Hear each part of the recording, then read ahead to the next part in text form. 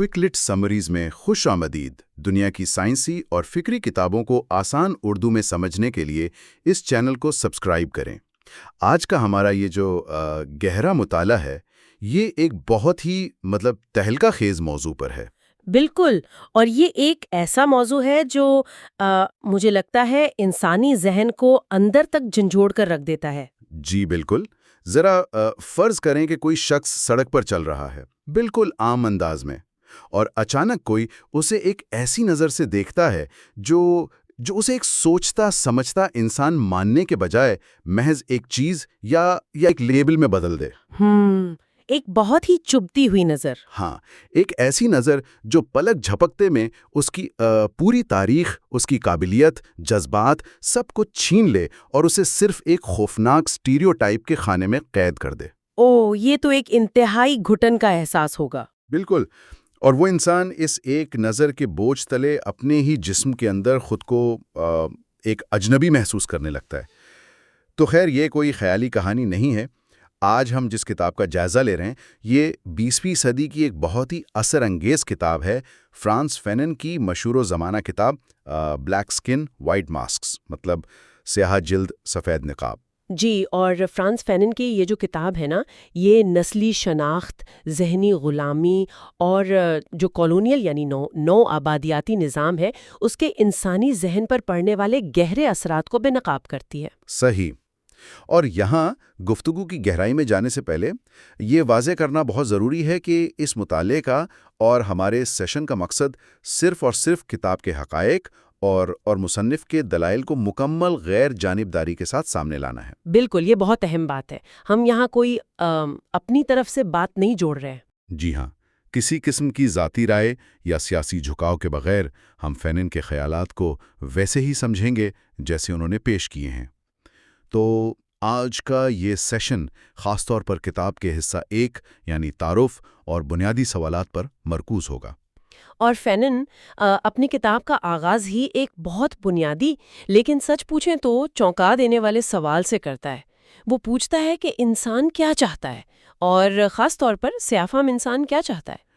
बज़ाहिर तो ये एक सादा सा सवाल लगता है ना, लेकिन मुझे यकीन है कि इसके पीछे फैनन ने कोई बहुत गहरी नफ्सियाती बात छुपाई होगी। बेशक, फैनन के मुताबिक इसका जवाब इतना सीधा नहीं है, क्योंकि स्याफ़ाम इंसान को मुआशरे ने एक ऐसी जगह धकेल दिया है जिसे वो अदम वजूद का खित्ता कहता है, यानी जोन ऑफ नॉन बीइंग। अदम वजूद का खित्ता, यानी जहां आपका होना ना होने के बराबर हो। बिल्कुल, यही बात है। ये एक ऐसा बंजर और तारीक मकाम है जहां इंसान की अपनी कोई इनफरादी शनाख्त बचती ही नहीं। फैनन बताता है कि 9 आबादियाती दौर ने दुनिया को 2 वाज़े कैंपों में बांट दिया है, एक सफ़ेद और दूसरा स्याह। तो क्या ये तकसीम सिर्फ जिस्मानी या जोग्राफियाई है, दुनिया के नक्शे पर लकीरें खींचने वाली बात है, या इसकी जड़ें जहन के अंदर तक फैली हुई हैं? नहीं नहीं, ये सिर्फ नक्शे की लकीरें नहीं है। फैनन यहाँ एक बहुत ही दिलचस्प लेकिन परेशान कुन तस्वर पेश करता है।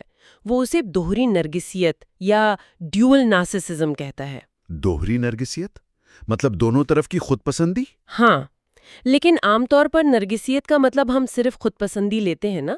यहाँ इसका ये है कि सफ़ेद फॉर्म इंसान अपनी सफ़ेदी के खोल में कैद हो चुका है और स्याह फॉर्म इंसान अपनी स्याही के खोल में। दोनों अपनी अपनी दुनिया में इतने माओ हैं कि एक दूसरे को मुकम्मल इंसान के तौर पर देख ही नहीं पाते। यानी दूसरे की इंसानियत को तस्लीम ही नहीं कर रहे। बिल्कुल। सफ़ेद फार्म खुद को एक कायनाती मयार, एक स्टैंडर्ड समझने लगता है, और स्याह फार्म इंसान हर वक्त उस मयार तक पहुंचने की एक थका देने वाली कोशिश में उलझा रहता है। इस सूरत हाल को समझने के लिए मेरे जहन में एक तमसील आ रही है। ज़रा तसव्वुर करें कि 2 लोग शीशों के एक ऐसे भूल भुलैया वाले कमरे में कैद हैं जिसे हॉल ऑफ मिरर्स कहते हैं। जी, वो फन हाउस वाले शीशे। बिल्कुल। एक शख्स के सामने ऐसे शीशे लगे हैं जो उसे उसकी असल जिसामत से कई गुना बड़ा, खूबसूरत और ताकतवर दिखाते हैं। तो वो खुद को एक देव कामत हस्ती समझने लगता है, اور جو دوسرا شخص ہے اس کے سامنے ایسے شیشے ہیں جو اسے انتہائی چھوٹا، بونا اور بدصورت دکھاتے ہیں۔ بہت زبردست تمثیل ہے واقعی۔ تو مطلب ان میں سے کوئی بھی حقیقت تو نہیں دیکھ رہا نا، وہ صرف ان مسخ شدہ عکسوں کو دیکھ رہے ہیں جو اس کمرے کو بنانے والے نے، یعنی اس نو آبادیاتی معاشرے نے ان کے لیے تراشے ہیں۔ بالکل، اور اس کمرے کا سب سے بڑا المیہ یہ ہے کہ وہ شخص جسے مسلسل چھوٹا اور کمتر دکھایا جا رہا ہے، وہ ایک وقت کے بعد واقعی خود کو حقیر سمجھنے لگتا ہے۔ ہاں، وہ سمجھتا ہے کہ شاید میں ہوں ہی ایسا۔ جی، اسے لگتا ہے کہ اس کی حقیقت ہی یہی ہے، اور فینون کی پوری کتاب کا مرکز ہی یہی ہے کہ یہ جو مسخ شدہ عکس ہے یہ صرف ظاہری نہیں رہا، یہ شیشہ آہستہ آہستہ ان لوگوں کے ذہنوں اور نفسیات کی گہرائیوں میں اتر چکا ہے۔ یعنی وہ اس جھوٹ کو اپنا سچ مان لیتے ہیں۔ بالکل، نو آبادیتی نظام نے صرف زمینوں پر قبضہ نہیں کیا، اس نے ذہنوں کی ساخت کو مکمل طور پر بدل دیا ہے۔ اچھا، یہاں میں تھوڑا سا پیچھے ہٹ کر ایک سوال اٹھانا چاہوں گا، کیونکہ مجھے یقین ہے یہ بہت سے لوگوں کے ذہن میں آ رہا ہوگا۔ جی ضرور پوچھیں۔ دیکھیں، ہم جانتے ہیں کہ احساس کمتری یا جسے انفیریورٹی کمپلیکس کہتے ہیں، یہ کوئی نئی چیز تو نہیں ہے۔ تو کیا یہ محض فرد کے اپنے اندر کی خامی نہیں ہے؟ مطلب نفسیات تو عام طور پر یہی کہتی ہے نا کہ یہ کسی کا ذاتی مسئلہ ہے، شاید بچپن کے حالات یا اعتماد کی کمی کی وجہ سے۔ تو ہم اس ایک فرد کے مسئلے کو ایک پورے نظام یا تاریخ پر کیسے ڈال سکتے ہیں؟ یہ بہت اہم سوال ہے، اور فینن نے بالکل اسی سوال کا جواب دے کر نفسیات کی دنیا میں ایک زبردست موڑ لیا تھا۔ دیکھیں، روایتی نفسیات میں خاص طور پر سگمنڈ فرائیڈ کی جو تھیوریز ہیں ان میں الجھن کو واقعی فرد کے بچپن یا خاندان سے جوڑا جاتا ہے۔ جی، وہی بچپن کا ٹراما وغیرہ۔ ہاں، اسے نفسیات میں آنٹولوجی کہتے ہیں، یعنی یہ مان لیا جاتا ہے کہ مسئلہ فرد کے اپنے اندر ہے۔ لیکن فینن کہتا ہے کہ جب ایک سیاہ فام انسان کلینک میں آتا ہے تو اس کا مسئلہ اس کا بچپن نہیں ہوتا۔ اچھا، تو پھر کیا ہوتا ہے؟ اس کا جو احساس کمتری ہے وہ اس کا ذاتی نقص نہیں ہے، یہ ایک خالصتاً سماجی پیداوار ہے جسے فینن سوسیوجنی کا نام دیتا ہے۔ سماجی پیداوار یا سوشیوجنی؟ اس سے مطلب کیا یہ ہے کہ معاشرہ باقاعدہ کسی منصوبہ بندی کے تحت کسی گروہ کو کمتر محسوس کرواتا ہے؟ بالکل، فینن ہمیں سمجھاتا ہے کہ یہ کوئی حادثہ نہیں ہے، یہ باقاعدہ ایک دوہرا عمل ہے۔ پہلا قدم معاشی اور سماجی ہے، یعنی ایک طاقتور گروہ جب دوسرے پر قابض ہوتا ہے تو وہ پہلے انہیں معاشی طور پر پیچھے دھکیلتا ہے، وسائل پر قبضہ کرتا ہے، غریب بستیوں میں رہنے پر مجبور کر دیتا ہے۔ صحیح، یعنی پہلے انہیں ظاہری طور پر معاشی طور پر نیچے گرا دیا۔ جی، اور جب ایک پوری نسل کو پسماندہ کر دیا جائے تو وہ سماجی طور پر کمتر سمجھے جانے لگتے ہیں۔ اب اس کے بعد آتا ہے دوسرا اور سب سے خطرناک قدم، فینن اسے ایپیڈرملائزیشن آف انفیریورٹی کہتا ہے۔ ایپیڈرملائزیشن؟ اوہ، یہ تو ایک کافی بھاری اور تکنیکی سا لفظ لگ رہا ہے۔ اس کا ذرا آسان مطلب بتائیں گی؟ یہ کیسے کام کرتا ہے کہ ایک سماجی مسئلہ انسان کے جسم کا حصہ بن جائے؟ دیکھیں، ایپیڈرمس کا مطلب ہے ہماری جلد، ہماری کھال۔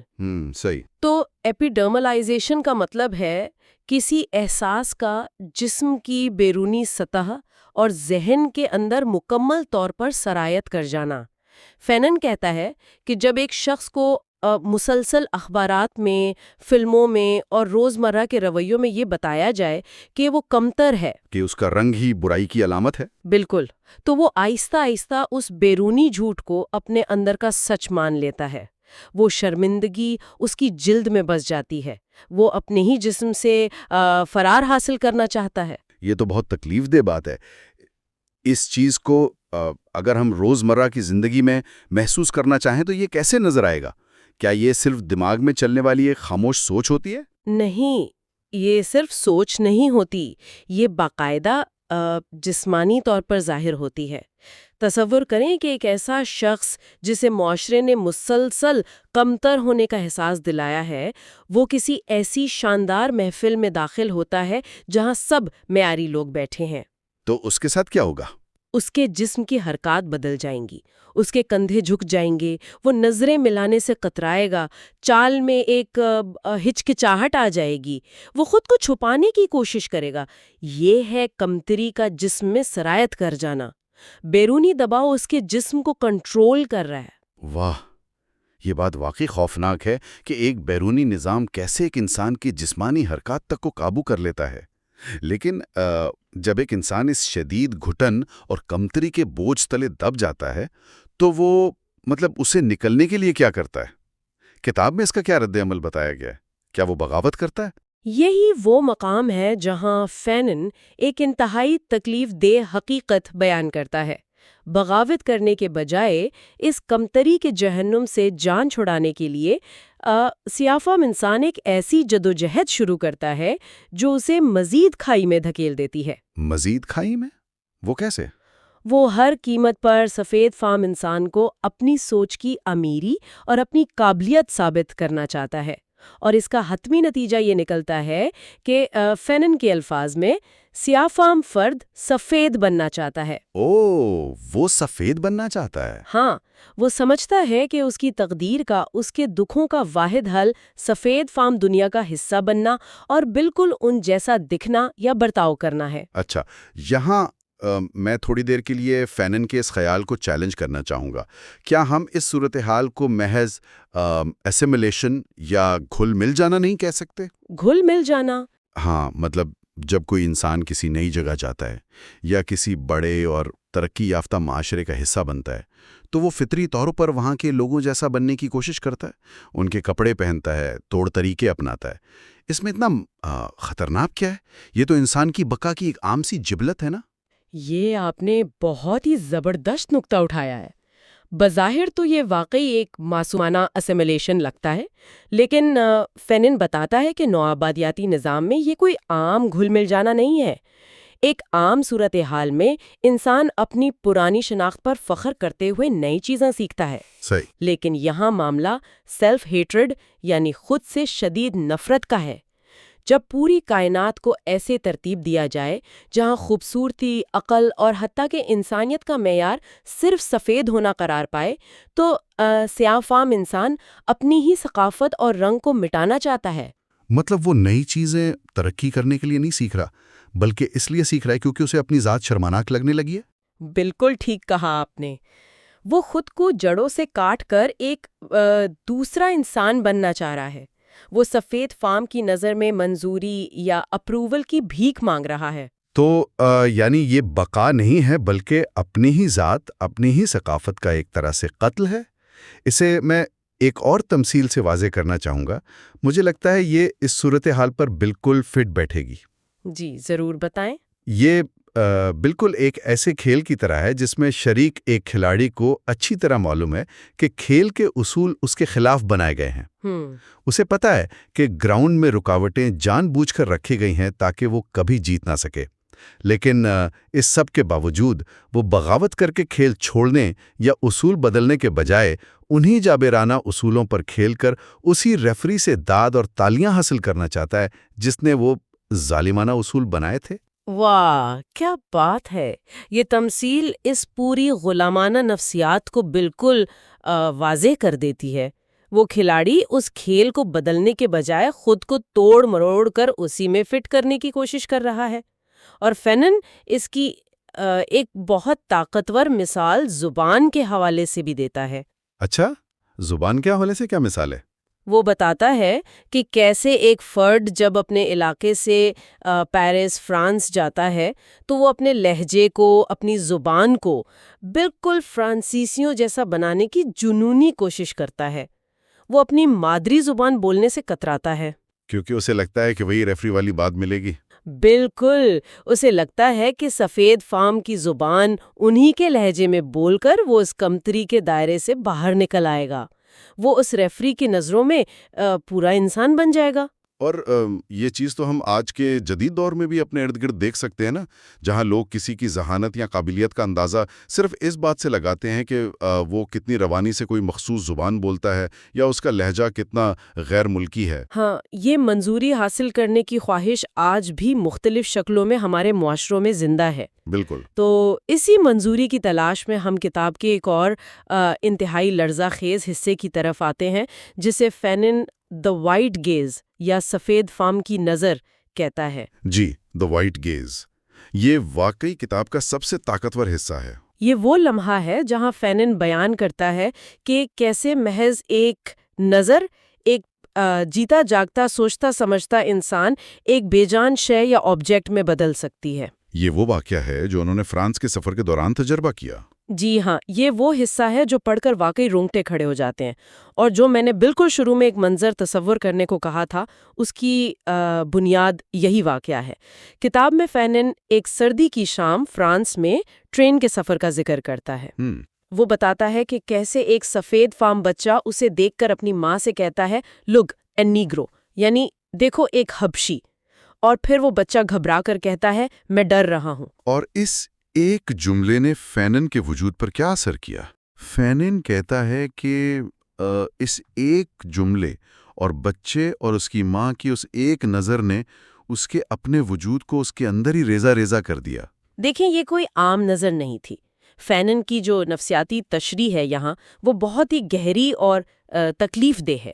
انسان عام طور پر اپنے جسم کو ایک فطری انداز میں محسوس کرتا ہے۔ ہم چلتے ہیں، بیٹھتے ہیں تو جسم بوجھ نہیں لگتا۔ صحیح۔ لیکن اس مخصوص نظر کے بعد فینن کو لگا جیسے کسی نے اسے باہر سے ایک ہال میں بند کر دیا ہے۔ وہ ایک فرد، ایک پڑھے لکھے انسان یا ایک ڈاکٹر کے طور پر نہیں دیکھا جا رہا تھا۔ اس کی وہ ساری انفرادی پہچان ختم ہو گئی تھی۔ بالکل مٹ گئی۔ وہ صرف ایک نسل، ایک مسخ شدہ تاریخ اور ان تمام دقیانوسی تصورات یا اسٹیریوٹائپس کا مجموعہ بن کر رہ گیا جو معاشرے نے اس کے بارے میں گھڑ رکھے تھے۔ مطلب اس بچے نے فینن کو انسان سمجھا ہی نہیں؟ نہیں، اس نے اسے ایک خوفناک وحشی کہانی کے کردار کے طور پر دیکھا جس سے ڈرا جاتا ہے۔ اوف، یہ واقعی کتنا بھاری اور کچل دینے والا بوجھ ہے۔ ذرا اس بات کی گہرائی کو محسوس کریں کہ کوئی خاموشی سے بیٹھا ہے اور محض ایک نظر پڑنے پر وہ بے وقت اپنے جسم، اپنے رنگ اور اپنے آبا و اجداد کی غلامی کی پوری تاریخ کا بوجھ اپنے کندھوں پر محسوس کرنے لگے۔ ہاں، وہ لمحہ اس کی ذات کو مکمل طور پر مسخ کر دیتا ہے۔ فینن لکھتا ہے کہ اسے لگا جیسے وہ اپنی ہی ذات سے بہت دور کر دیا گیا ہے۔ یہ موروثیت یا جس کو ہم آبجیکٹیفیکیشن کہتے ہیں، اس کی وہ انتہا ہے جہاں آپ کی اپنی کوئی ذات نہیں بچتی، بلکہ آپ وہ بن جاتے ہیں جو سامنے والا آپ کو سمجھ رہا ہوتا ہے۔ اور یہی وہ مقام ہے جہاں فینن یہ تلخ سچائی بیان کرتا ہے کہ طاقتور کی نظر کمزور کے لیے ایک قید خانہ بن جاتی ہے۔ جب آپ مسلسل دوسروں کی نظروں کے ترازو میں تولے جاتے ہیں تو آپ کی اپنی سوچنے سمجھنے کی صلاحیت سلب ہو جاتی ہے۔ انسان ہر وقت یہی سوچتا رہتا ہے کہ دوسرا مجھے کیسا دیکھ رہا ہے۔ جی، کیا میں ان کے معیار پر پورا اتر رہا ہوں؟ کیا میرا لباس، میری بات چیت انہیں پسند آ رہی ہے؟ اور جب انسان اپنی زندگی دوسروں کی نظروں کے زاویے سے جینا شروع کر دے تو وہ در حقیقت ذہنی طور پر مفلوج ہو چکا ہوتا ہے۔ یعنی اس کی آزادی مکمل طور پر ختم ہو چکی ہوتی ہے۔ بالکل ختم۔ تو اس طویل اور گہری گفتگو کو اگر ہم سمیٹیں تو فینن کی کتاب کا یہ پہلا حصہ ہمیں حقائق اور انسانی نفسیات کی ایک ایسی پیچیدہ دنیا میں لے جاتا ہے جو بظاہر تو ماضی کے ایک مخصوص دور کی لگتی ہے، لیکن اس کی بازگشت آج بھی بڑی شدت سے سنائی دیتی ہے۔ بالکل، اور اس کتاب کے یہ بنیادی سوالات ہمیں مجبور کرتے ہیں کہ ہم اپنے ارد گرد کے معاشرے کا اور خود اپنے رویوں کا تنقیدی جائزہ لیں۔ یہ ہمیں سمجھاتی ہے کہ آج کے اس دور میں بھی جہاں اتنی معلومات ہیں، ہمیں یہ جاننا چاہیے کہ ہماری سوچ کے پیچھے کس طرح کے سماجی عوامل کار فرما ہیں۔ صحیح بات ہے۔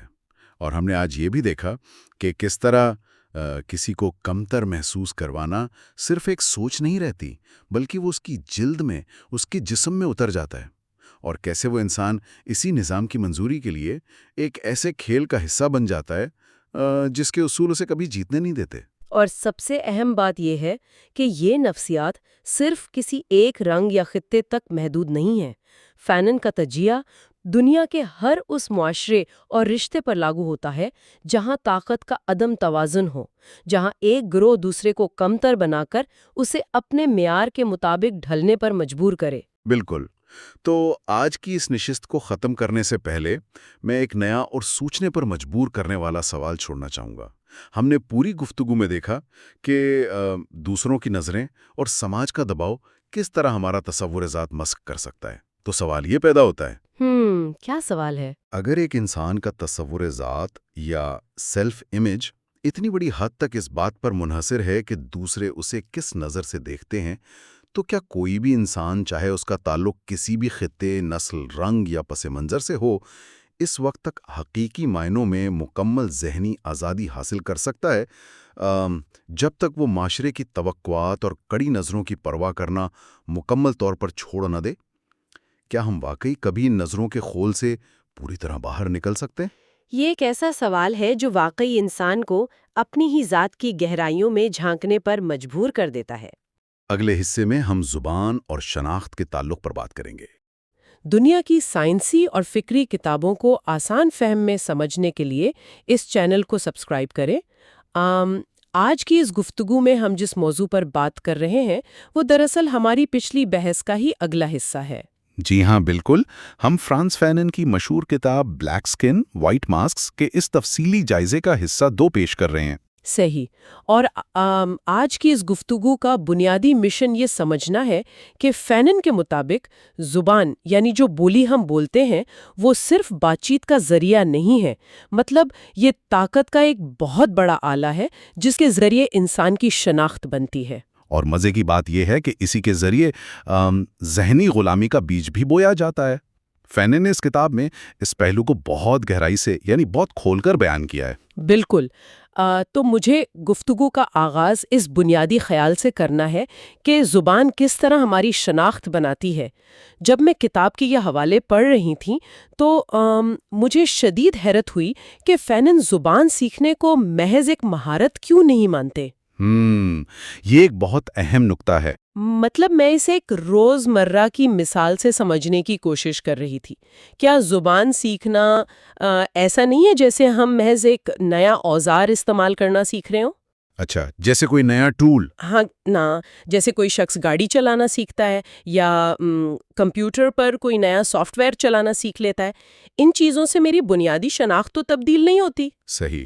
یا پھر فینن کے نزدیک یہ کسی دوسری قوم کا مکمل ثقافتی لباس پہننے کے برابر ہے جس میں آپ کو اپنا پرانا لباس بالکل پھینکنا پڑتا ہے۔ دیکھیں، زبان اور گاڑی چلانے کی مہارت کا جو موازنہ آپ کر رہی ہیں نا، وہ دراصل یہاں کام نہیں کرتا۔ اچھا، وہ کیوں؟ کیونکہ جب آپ گاڑی چلاتے ہیں تو آپ کے ذہن میں یہ خوف نہیں ہوتا کہ پیدل چلنا ایک ذلت کی بات ہے نا؟ ارے ہاں، یہ تو سوچنے والی بات ہے۔ لیکن زبان کے معاملے میں ایسا نہیں ہے، خاص طور پر اس نو آبادیاتی یا کلونیل ڈھانچے میں جس کی فینا بات کر رہے ہیں۔ فینو بہت واضح کہتے ہیں کہ جب کوئی انسان کوئی زبان بولتا ہے تو وہ دراصل اس زبان سے جڑی پوری تہذیب، اس کی تاریخ اور ثقافت کا بوجھ اپنے کندھوں پر اٹھا لیتا ہے۔ تو بولنے کا مطلب یعنی اپنا وجود ثابت کرنا ہوا؟ بالکل۔ ایک غلام یا محکوم شخص کے لیے حاکم کی زبان اپنانے کا مطلب اپنی اصل شناخت سے دور بھاگنا ہے، وہ شناخت جسے جان بوجھ کر پسماندگی کی علامت بنا دیا گیا ہو۔ لیکن یہاں مجھے ایک عملی پہلو پر تھوڑی الجھن محسوس ہوتی ہے۔ جی بتائیں۔ میرا خیال ہے کہ جو لوگ اس موضوع کو آج کے دور میں دیکھیں گے وہ بھی شاید یہی سوچیں۔ اگر مارٹینیک کے لوگ فرانسیسی زبان بولنا چاہتے ہیں تو اس میں برا کیا ہے؟ صحیح سوال ہے۔ اگر ہم جذباتی باتوں کو 1 منٹ کے لیے سائڈ پر رکھ دیں تو کیا یہ محض ایک عملی فیصلہ نہیں؟ مطلب فرانسیسی ایک عالمی زبان ہے، اسے بولنے سے روزگار کے مواقع ملتے ہیں، تعلیم ملتی ہے، تو کیا ہم اسے صرف ترقی کے ایک زینے کے طور پر نہیں دیکھ سکتے؟ یہ بات فینن بھی مانتے ہیں کہ زبان سے مواقع پیدا ہوتے ہیں۔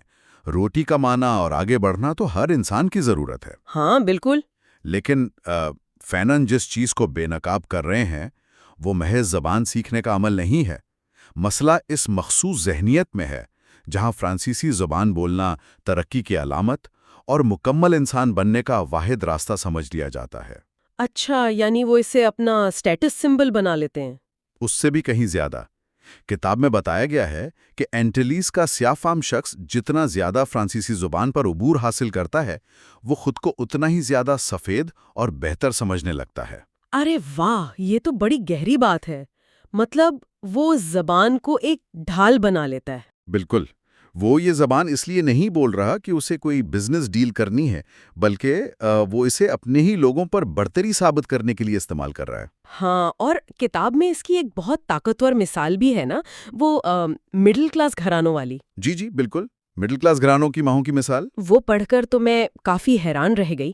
کتاب میں ہے کہ ماؤں کو اس بات کی اتنی فکر ہوتی ہے کہ ان کے بچے اپنی مقامی زبان، جسے کریول کہتے ہیں، وہ نہ بولیں۔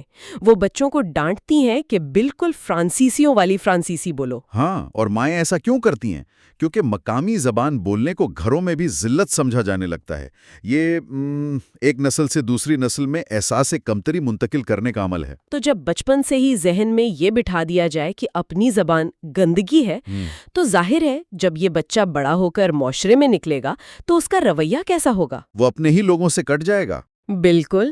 اور اگر میں اسے ایک روزمرہ کی مثال سے جوڑوں تو یہ ویسا ہی ہے جیسے کوئی شخص چند ماہ کے لیے کسی بڑے شہر یا باہر کے ملک جائے، اور جب وہ واپس اپنے گاؤں آتا ہے تو اپنے ہی لوگوں کے سامنے یوں دکھاوا کرتا ہے جیسے اسے ان کی زبان یاد ہی نہیں۔ ارے، یہ مثال تو فینن کے بتائے ہوئے حالات پر بالکل فٹ بیٹھتی ہے۔ فینن بتاتے ہیں کہ جب سیاہ فام افراد فرانس سے پڑھ کر مارٹینیک واپس آتے ہیں تو ان میں جو تبدیلی آتی ہے وہ صرف زبان کی نہیں ہوتی۔ تو پھر اور کیا بدلتا ہے ان میں؟ ان کے چلنے کا انداز بدل جاتا ہے، ان کے چہرے کے تاثرات بدل جاتے ہیں۔ ہاں، وہ جان بوجھ کر مقامی زبان سمجھنے سے ہی انکار کر دیتے ہیں۔ جیسے وہ کسی اور دنیا کی مخلوق ہوں۔ اور مقامی لوگ ان کے بارے میں کیا سوچتے ہیں؟ افسوس کی بات یہ ہے کہ مقامی لوگ بھی ان کو کسی دیوتا کی طرح دیکھنے لگتے ہیں۔ وہ اس شخص کی فرانسیسی روانی سے اتنے مرعوب ہو جاتے ہیں کہ اس کے مصنوعی غرور کو اور ہوا دیتے ہیں۔ اسی مصنوعی خول کو بے نقاب کرنے کے لیے کتاب میں ایک مقامی لوک کہانی بھی دی گئی ہے نا؟ مجھے وہ کہانی بہت دلچسپ لگی۔ ہاں، وہ کسان کے بیٹے والی کہانی۔ جی، وہ کسان کا بیٹا جب فرانس سے لوٹ کر آتا ہے تو اپنے باپ کے سامنے کھیتی باڑی کے اوزار کو دیکھ کر بالکل انجان بن جاتا ہے۔ وہ پوچھتا ہے کہ یہ کیا چیز ہے، اسے مقامی زبان میں کیا کہتے ہیں؟ گویا وہ سب کچھ بھول چکا ہو۔ بالکل، مطلب یہ دکھاوا ہی تھا نا، خود کو برتر ثابت کرنے کے لیے۔ لیکن پھر اس کا باپ کیا کرتا ہے؟ اس کہانی کا وہ حصہ سب سے زبردست ہے۔ اس کا کسان باپ اس ڈرامے کو فوراً سمجھ جاتا ہے۔ وہ جان بوجھ کر وہ بھاری اوزار اپنے بیٹے کے پاؤں پر گرا دیتا ہے۔ اور پھر چوٹ لگتے ہی لڑکا درد سے کراتا ہے اور فوراً اپنی ٹھیک ٹھیک مادری زبان اور مقامی الفاظ میں چیخنے لگتا ہے۔ اس کا سارا فرانسیسی لہجہ اب ایک سیکنڈ میں غائب ہو جاتا ہے۔ ہاں، درد اسے واپس اس کی اصل حقیقت کی طرف کھینچ لاتا ہے۔ فینن دکھانا چاہتے ہیں کہ آپ چاہے کتنی ہی زبانیں سیکھ لیں، جب حقیقت سامنے آتی ہے تو وہ مصنوعی خول ٹوٹ جاتا ہے۔ یہ بات تو بہت واضح ہو گئی کہ زبان کیسے انسان میں مصنوعی غرور پیدا کرتی ہے۔ لیکن اب ذرا اس بحث کے سب سے تکلیف دہ حصے کی طرف آتے ہیں۔ جی بتائیں۔ جب یہ سیاہ فام افراد اتنی محنت سے فرانسیسی بول کر حاکموں کے برابر آنا چاہتے ہیں تو سفید فام لوگ اس کے جواب میں کیا حکمت عملی اپناتے ہیں؟ یہیں سے ذہنی غلامی کا اصل جال شروع ہوتا ہے۔ ہاں، میں نے کتاب میں پڑھا کہ فینن کو اس بات پر شدید غصہ آتا ہے کہ سفید فام لوگ ان پڑھے لکھے سیاہ فاموں سے جان بوجھ کر ٹوٹی پوٹی یا بچگانہ زبان میں بات کرتے ہیں، جسے پجن کہتے ہیں۔ بالکل، لیکن میرا سوال یہ ہے کہ کیا وہ ایسا صرف اس لیے نہیں کرتے تاکہ بات چیت میں آسانی ہو؟ نہیں، ہرگز نہیں۔ اگر آپ کسی غیر ملکی سیاح کو راستہ سمجھا رہے ہوں تو بات اور ہے، لیکن جب ایک سفید فام شخص جان بوجھ کر ایک پڑھے لکھے اور فصیح فرانسیسی بولنے والے سیاہ فام شخص سے بچوں جیسی ٹوٹی پوٹی زبان میں بات کرتا ہے تو وہ ایک نفسیاتی ہتھیار استعمال کر رہا ہوتا ہے۔ مطلب وہ انہیں نیچا دکھانے کی کوشش کر رہے ہوتے ہیں؟ ہاں، وہ اس زبان کے ذریعے یہ پیغام دیتے ہیں کہ تم چاہے کتنا ہی پڑھ لکھ جاؤ، میری نظر میں تم اب بھی ایک ناسمجھ بچے ہو یا اپنی اوقات میں ہی ہو۔ یہ تو کسی انسان کی پوری تعلیم اور شناخت کو منسوخ کرنے والی بات ہے۔ اس سے تو انسان اندر سے ہی ٹوٹ جائے۔ بالکل، اور اس کی ایک بہت تلخ مثال کتاب میں موجود ہے۔ فینون خود ایک ڈاکٹر تھے نا؟ جی ہاں۔ تو انہوں نے ہسپتالوں میں اس رویے کو روز دیکھا۔ وہ لکھتے ہیں کہ جب ایک سفید فام ڈاکٹر کے پاس کوئی یورپی مریض آتا ہے تو ڈاکٹر بہت تمیز سے معیاری زبان میں بات کرتا ہے، جیسے تشریف رکھیے، آپ کو کیا تکلیف ہے؟ بالکل پروفیشنل۔ لیکن جیسے ہی کوئی عرب یا سیاہ فام مریض آتا ہے تو ڈاکٹر کا انداز یکسر بدل جاتا ہے۔ وہ بے تکلفی سے بچوں جیسی ٹوٹی پھوٹی زبان میں کہتا ہے، تم بیٹھو، کیا درد ہے تم کو، کدھر تکلیف ہے؟ حالانکہ وہ مریض خود بھی پڑھا لکھا ہو سکتا ہے۔ بالکل، چاہے وہ کتنا ہی پڑھا لکھا کیوں نہ ہو، ڈاکٹر کے ذہن میں صرف اس کی جلد کا رنگ ہوتا ہے۔ تو اس رویے سے وہ ڈاکٹر دراصل اس پڑھے لکھے انسان کو واپس اسی پسماندہ خانے میں دھکیل رہا ہوتا ہے۔ صحیح کہا آپ نے، اور اس کا نتیجہ یہ نکلتا ہے کہ سیاہ فام شخص ایک ایسی بند گلی میں پھنس جاتا ہے جہاں سے نکلنے کا کوئی راستہ نہیں۔ اگر وہ غصہ کرے تو سفید فام کہے گا کہ دیکھا، یہ لوگ ہیں ہی جنگلی اور جذباتی، اور اگر خاموش رہے تو وہ اپنی کمتر حیثیت کو مان لیتا ہے۔ تو انسان کو یہ احساس ہوتا ہے کہ اتنی محنت کے باوجود اس کی زبان ہی کو دیوار بنا کر اس کا راستہ روک لیا گیا ہے۔ اس سے تو گہرا غصہ اور ذہنی الجھن ہی پیدا ہوگی نا۔ بالکل۔ تو گفتگو کو سمیٹتے ہوئے ہم کہہ سکتے ہیں کہ فینن کا یہ تجزیہ بتاتا ہے کہ زبان صرف رابطے کا ذریعہ نہیں ہے، یہ ایک میدان جنگ ہے جہاں شناخت، طاقت اور احساس کمتری کے فیصلے ہوتے ہیں۔ واقعی، اور جاتے جاتے میں سننے والوں کے لیے ایک گہرا سوال چھوڑنا چاہتی ہوں۔ ذرا سوچئے، آج کے دور میں ہم اپنی روزمرہ زندگی میں کتنی بار کسی کی ذہانت یا قابلیت کا اندازہ اس کے لہجے سے لگاتے ہیں، خاص طور پر انگریزی زبان پر عبور سے۔ بالکل۔ کیا ہم کسی کو صرف اس لیے تو کمتر نہیں سمجھتے کہ اس کی انگریزی ٹوٹی پھوٹی ہے؟ کیا ہم آج بھی اسی ذہنی غلامی کا شکار تو نہیں جس کا ذکر فینن نے دہائیوں پہلے کیا تھا؟ یہ ایک ایسا سوال ہے جس پر ہم سب کو ضرور سوچنا چاہیے۔ ہاں، یہ واقعی آج کے دور میں بھی اتنا ہی متعلقہ ہے۔ اگلے حصے میں ہم سفید مرد اور سیاہ عورت کے تعلق پر بات کریں گے۔ دنیا کی سائنسی کتابوں کو آسان اردو میں سمجھنے کے لیے اس چینل کو سبسکرائب کریں۔ عام طور پر جب ہم کسی طبی تشخیص کی بات کرتے ہیں نا، تو ہم ایک بہت ہی واضح اور دو ٹوک نتیجے کی توقع کر رہے ہوتے ہیں۔ بالکل، مطلب ایک سیدھی سی بات ہوتی ہے۔ ہاں، اسے بالکل کسی انجینئرنگ کے کام کی طرح سمجھیں۔ فرض کریں ہڈی ٹوٹ گئی ہے تو آپ ایکس رے کرواتے ہیں، اس میں وہ ٹوٹی ہوئی سفید لکیر صاف نظر آ جاتی ہے۔ صحیح۔ اور ڈاکٹر بس اس کی طرف اشارہ کر کے کہہ دیتا ہے کہ دیکھیں یہ رہی خرابی۔ ایسا ہی ہے، اور انسانی ذہن اس طرح کی واضح چیزوں کو بہت پسند کرتا ہے۔ ہڈی ٹوٹی ہے یا نہیں ٹوٹی، یہ سیاہ اور سفید کی طرح بالکل واضح ہے۔ اس میں ایک طرح کا سکون ملتا ہے کہ ہمیں مسئلے کی جڑ صاف دکھائی دے رہی ہے۔ لیکن مسئلہ تب شروع ہوتا ہے جب ہم انسانی نفسیات کی پیچیدہ دنیا میں قدم رکھتے ہیں، خاص طور پر جب بات ہو نو آبادیاتی دور کی، ان سماجی دباؤ اور ان ذہنی صدمات کی جو نسلوں تک چلتے ہیں۔ وہاں صورتحال بدل جاتی ہے۔ بالکل، وہاں پہنچ کر اچانک ہماری وہ ایکس رے مشین کام کرنا چھوڑ دیتی ہے۔ ہم ایک ایسے تشخیصی منظر نامے کے سامنے کھڑے ہوتے ہیں جو بہت دھندلا اور الجھا ہوا ہے۔ مطلب وہاں کوئی ایک لکیر نہیں ہوتی جس پر انگلی رکھ کر کہا جا سکے کہ خرابی یہاں ہے۔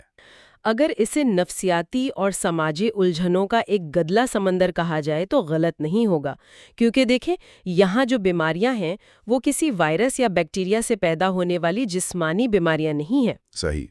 بلکہ یہ خالصتاً سماجی اور نفسیاتی ہیں۔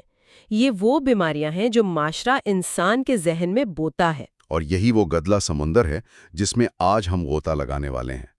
آج ہم ایک بہت ہی فکر انگیز موضوع پر بات کر رہے ہیں۔ یہ ہمارے اس تفصیلی جائزے کا حصہ 3 ہے، جس میں ہم فرانس فینن کی مشہور کتاب بلیک سکن وائٹ ماسکس کا مطالعہ کر رہے ہیں۔ جی بالکل۔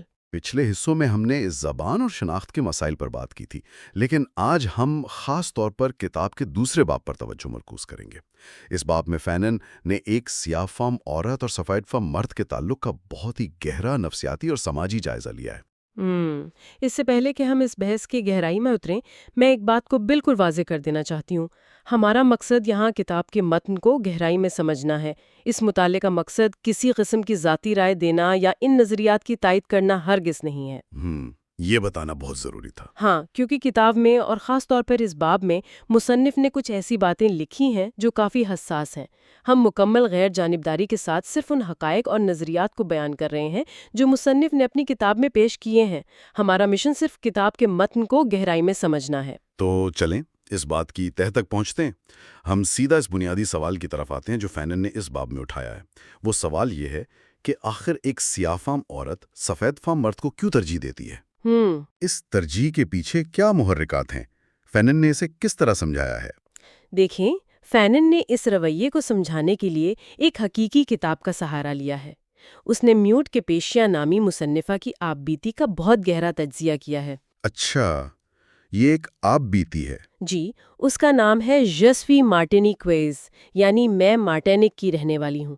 اس کتاب میں میوٹ اپنی کہانی سناتی ہے کہ وہ ایک سفید فام مرد جس کا نام آندرے ہے اس سے محبت کرتی ہے۔ صحیح۔ لیکن فینن یہاں رک کر کہتا ہے کہ ذرا غور کریں، یہ محبت روایتی نہیں ہے۔ میوٹ آندرے سے اس کی شخصیت، اس کی عادات یا ان کے درمیان کسی ذہنی ہم آہنگی کی وجہ سے محبت نہیں کرتی۔ تو پھر وجہ کیا ہے؟ وہ اس سے محض اس لیے محبت کرتی ہے کیونکہ اس کے بال سنہرے ہیں، اس کی آنکھیں نیلی ہیں اور اس کی رنگت سفید ہے۔ ارے مطلب وہ ایک انسان سے نہیں بلکہ اس کے خد و خال سے جڑے ایک تصور سے محبت کر رہی ہے۔ ہو بہو یہی بات۔ کتاب کے مطابق اس نو آبادیاتی معاشرے میں سفید رنگت محض جسمانی خد و خال کا نام نہیں رہا، یہ خوبصورتی، نیکی، دولت اور معاشرے میں ایک اعلیٰ مرتبے کی علامت بن چکا ہے۔ ایک سٹیٹس سمبل بن گیا ہے۔ بالکل، اور اس کے بالکل الٹ میوٹے اپنی ہی سیاہ رنگت کو ایک بوجھ، ایک مصیبت اور پسماندگی کی علامت سمجھتی ہے۔ فینن لکھتا ہے کہ جب میوٹے آندرے کے ساتھ ہوتی ہے تو اسے ایک عجیب سا احساس ہوتا ہے۔ کیسا احساس؟ جیسے وہ خود بھی کسی حد تک سفید ہو گئی ہے، گویا اس کی اپنی سیاہ فام حقیقت دھندلا گئی ہے۔ یہ تو ایک بہت ہی پیچیدہ نفسیاتی کیفیت ہے۔ اسے سمجھنے کے لیے اگر میں ایک مثال دوں نا تو یہ ایسا ہی ہے جیسے کوئی شخص اپنی حیثیت بدلنے کے لیے کسی بہت مہنگے برانڈ کا لباس پہن لے، صرف اس لیے تاکہ معاشرہ اسے ایک اونچے طبقے کا حصہ سمجھے۔ بہت زبردست مثال ہے۔ یعنی اس لباس سے کوئی دلی محبت یا جذباتی لگاؤ نہیں ہے، بس ایک سماجی رتبہ حاصل کرنے کی خواہش بنیادی وجہ ہے۔ لیکن سوال یہ پیدا ہوتا ہے کہ کیا مصنف کے مطابق اس تعلق میں حقیقی محبت کا وجود ہوتا ہے یا یہ محض سماجی مرتبے کی سیڑھی چڑھنے کا ایک طریقہ ہے؟ فینن کا تجزیہ اس معاملے میں بہت بے رحم ہے۔ وہ کہتی ہیں، میرا مطلب ہے وہ کہتا ہے کہ جب کسی رشتے کی بنیاد ہی اس قدر شدید احساس کمتری اور نسلی عدم مساوات پر رکھی گئی ہو تو وہاں حقیقی اور مستند محبت کا پیدا ہونا تقریباً ناممکن ہے۔ کیونکہ برابری نہیں ہے؟ بالکل، مستند محبت کے لیے ایک بنیادی شرط ہے کہ دونوں فریقین کو ایک دوسرے کو برابر کا انسان سمجھنا ہوگا۔ لیکن میوٹ کی کہانی میں برابری کہاں ہے؟ وہ آندھرے کو اپنے برابر کا انسان نہیں سمجھتی۔ تو وہ اسے کیا سمجھتی ہے؟ وہ اسے ایک دیوتا، ایک نجات دہندہ مانتی ہے جو اسے اس کی یعنی نام نہاد سیاہ فام پسماندگی سے نکال سکتا ہے۔ مطلب آندھرے اس کے لیے ایک شخص نہیں، ایک پاسپورٹ ہے۔ بالکل درست۔ فینن کے الفاظ میں یہ محبت نہیں بلکہ نجات کی خواہش ہے۔ میوٹ اپنے ذہن میں یہ تسلیم کر چکی ہے کہ اس کا اپنا وجود کمتر اور خامیوں سے بھرا ہے۔ وہ اس سفید فام مرد کے ذریعے خود کو قابل قبول بنانا چاہتی ہے۔ اس لیے فینن کے نزدیک یہ سماجی اور نفسیاتی تحفظ حاصل کرنے کی ایک مایوس کن کوشش تو ہو سکتی ہے، لیکن سچی محبت ہرگز نہیں۔ یہاں جو بات واقعی بہت دلچسپ ہو جاتی ہے وہ یہ ہے کہ سفید رنگت کو رتبے کی علامت سمجھنے کے بعد اب ہم دیکھیں گے کہ کس طرح یہ سوچ انسان کو اس کی اپنی اصل شناخت سے دور کر دیتی ہے۔ ہاں، یہ ایک بہت گہرا مسئلہ ہے۔ کیونکہ جب آپ کسی اور کی شناخت کو رتبے کی علامت سمجھ لیتے ہیں تو لامحالہ آپ اپنی اصل سے کٹنا شروع ہو جاتے ہیں۔ کتاب میں اس حوالے سے مزید کیا بتایا گیا ہے؟ اس بات کو واضح کرنے کے لیے فینن ایک اور مثال دیتا ہے جو شاید پہلی مثال سے بھی زیادہ تکلیف دہ ہے۔ وہ عبداللہ ساجی کے ناول کی کردار نینی کا ذکر کرتا ہے۔ اچھا، یہ نینی کون ہے؟ نینی ایک ملاٹو عورت ہے جو سینیگل میں رہتی ہے۔ اب یہاں یہ سمجھنا بہت ضروری ہے کہ ملاٹو کا مطلب کیا ہے۔ ملاٹو وہ لوگ تھے جو ملی جلی نسل سے تعلق رکھتے تھے، یعنی ان کے آباؤ اجداد میں سیاہ فام اور سفید فام دونوں شامل تھے۔ تو ایک طرح سے مکسڈ ریس؟ ہاں بالکل، نوآبادیاتی دور میں معاشرے کو ایک عجیب و غریب سیڑھی کی طرح بنا دیا گیا تھا، جس میں سب سے اوپر سفید فام، سب سے نیچے خالص سیاہ فام اور درمیان میں یہ ملی جلی نسل کے لوگ تھے۔ تو چونکہ نینی کی رنگت خالص سیاہ نہیں ہے، اس لیے وہ خود کو برتر سمجھتی ہے؟ بالکل، وہ اپنے آپ کو سیاہ فام لوگوں سے بہتر سمجھتی ہے، لیکن وہ مکمل طور پر سفید فام دنیا کا حصہ بھی نہیں ہے۔ درمیان میں پھنسی ہوئی ہے۔ ہاں، اور اس کی زندگی کا سب سے بڑا اور واحد مقصد بس یہی ہے کہ وہ کسی طرح اس درمیانی سیڑھی سے چھلانگ لگا کر سب سے اوپر یعنی سفید دنیا میں شامل ہو جائے۔ اسی دوران کہانی میں ایک موڑ آتا ہے۔ اچھا؟ ایک سیاہ فام مرد جس کا نام مختار ہے، نینی کو ایک خط لکھتا ہے، اور یہ کوئی عام خط نہیں ہے، یہ ایک انتہائی سچا، جذباتی اور احترام سے بھرا محبت کا خط ہے۔ وہ نینی سے سچی محبت کا اظہار کرتا ہے، لیکن نینی کا رد عمل کیا ہوتا ہے؟ کیا ہوتا ہے؟ وہ اس خط کو اپنی توہین سمجھتی ہے۔ ایک منٹ، مجھے یہاں تھوڑا سا اعتراض ہے۔ یہ کتنی عجیب بات ہے کہ ایک انسان کے سچے جذبات اور محبت کو صرف اس کی رنگت کی بنیاد پر ایک گالی یا توہین سمجھ لیا جائے۔ ظاہر ہے۔ مطلب کیا اس کا مطلب یہ ہے کہ ان کرداروں نے شعوری طور پر اپنی تاریخ اور اپنی اصل کو مکمل طور پر مٹا دیا ہے؟ کیا انہیں اپنی اصلیت سے نفرت ہو گئی ہے؟ آپ کی حیرانی بالکل بجا ہے، اور یہ سوال ذہن میں آنا فطری ہے۔ لیکن فینن جب ناول کے متن کا تجزیہ کرتا ہے تو وہ بتاتا ہے کہ نینی کا مختار کو رد کرنا کوئی انفرادی یا ذاتی ناپسندیدگی نہیں تھی۔ تو پھر کیا تھا؟ نینی کے الفاظ اور اس کا غصہ اس بات پر نہیں تھا کہ مختار کی عادتیں بری ہیں، بلکہ اس کا غصہ اس بات پر تھا کہ ایک سیاہ فام مرد کی یہ ہمت کیسے ہوئی کہ وہ میری طرف دیکھے۔ ارے واہ، اتنی شدید نفرت! ہاں، نینی مختار کو ایک فرد کے طور پر نہیں دیکھ رہی تھی، وہ اسے اس تاریکی اور پسماندگی کی علامت کے طور پر دیکھ رہی تھی جس سے وہ ہر قیمت پر بھاگنا چاہتی تھی۔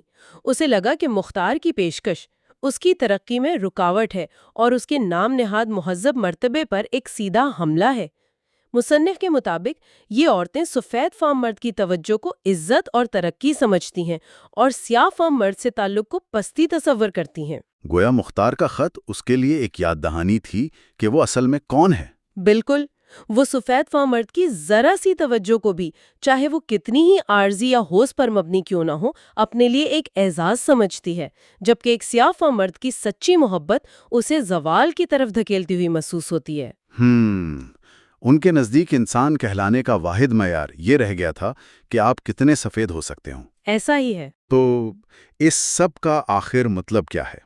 شناخت سے انکار کے اس رویے کو سمجھنے کے بعد اب ہم اس کے پیچھے چھپے نفسیاتی محرکات، سماجی دباؤ اور ذہنی اثرات کی طرف چلتے ہیں۔ جی بالکل۔ مطلب یہ تو ایسا ہی ہے جیسے کوئی پرندہ اپنی اصل آواز بھول جائے اور صرف وہی بولنے کی کوشش کرے جو اسے ایک پنجرے میں سکھایا گیا ہے، کیونکہ اسے لگتا ہے کہ یہی آواز اسے آزاد کروا سکتی ہے۔ بہت خوبصورت تشبیہ ہے۔ تو میں یہ پوچھنا چاہ رہا تھا کہ کیا کتاب کے مطابق یہ صرف ایک فرد کی ذہنی بیماری ہے یا یہ ایک پورے معاشرے کا مسلط کردہ مرض ہے جس میں فرد صرف زندہ رہنے کی جدوجہد کر رہا ہے؟ اس سوال کا جواب دینے کے لیے میں تھوڑا سا نفسیات کی طرف جاؤں گی۔ اچھا۔ فینن ان رویوں کو نفسیات کی روشنی میں کھولتا ہے۔ وہ یہاں دو بڑے ماہرین نفسیات کے نظریات کا حوالہ دیتا ہے۔ اچھا، کون سے ماہرین؟ ایک ہے ایڈلر، جن کا احساس کمتری کا نظریہ ہے، اور دوسری ہے آنا فرائیڈ۔ فینن یہ واضح کرتا ہے کہ سیاہ فام عورت قدرتی طور پر احساس کمتری کا شکار نہیں ہوتی۔ یعنی وہ پیدائشی طور پر ایسی نہیں ہے؟ بالکل نہیں، یہ احساس اس کے ڈی این اے میں شامل نہیں تھا، بلکہ یہ وہ نوآبادیاتی معاشرہ ہے، وہ کالونیل سسٹم ہے جو اسے ہر قدم پر روزمرہ کی زندگی میں یہ احساس دلاتا ہے کہ وہ کمتر ہے۔